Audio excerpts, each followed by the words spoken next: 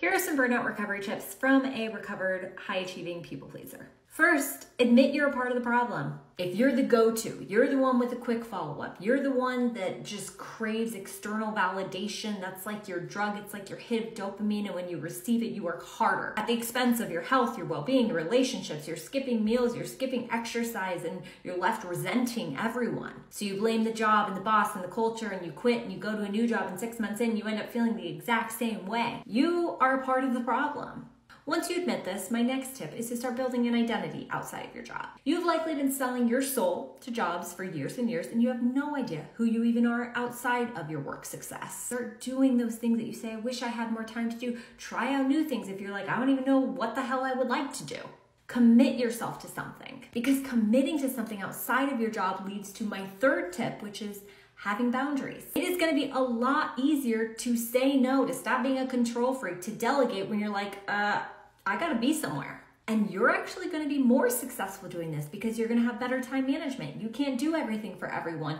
You have to get productive versus distracted. And because having a life outside of your job makes you a more fulfilled person, you will be setting boundaries from a happier, healthier, more driven, more motivated, less resentful place. All right, tell me if this sounds familiar. You get so overwhelmed in your job. It gets to the point where your anxiety is so bad that your remedy is to go find another job. Because you're like, it's the boss, it's the company, it's the culture. I don't know, I'm freaking out. I'm just overwhelmed. I'm out. So you get into a new job and you find yourself feeling the exact same way. But you're self-aware enough to realize like, okay, there's one common denominator and it's me. But what am I doing wrong?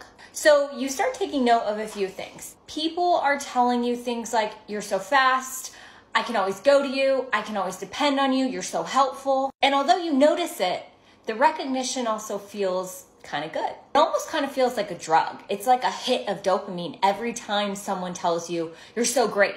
And then you work harder. Then you're like, oh shit, I am definitely the problem here, and this is why.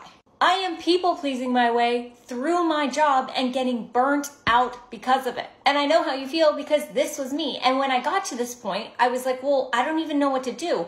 I knew I was a high achiever and I didn't want to just quit my job and go to some boring job because I needed that mental stimulation. So I learned how to have boundaries, how to say no, how to stop selling my soul to the job while continuing to be a high performer. It wasn't about getting up and quitting because I just took those same traits with me to every job. And soon I came to find out that so many of my friends, coworkers, and now clients struggle with the same thing. So I built a business helping other high-achieving professionals end their burnout without sacrificing their success. Because the truth is, if you are over-reliant on traits like people-pleasing and dropping everything for everyone and sacrificing your weekends and your relationships and your well-being, this can only go on for so long.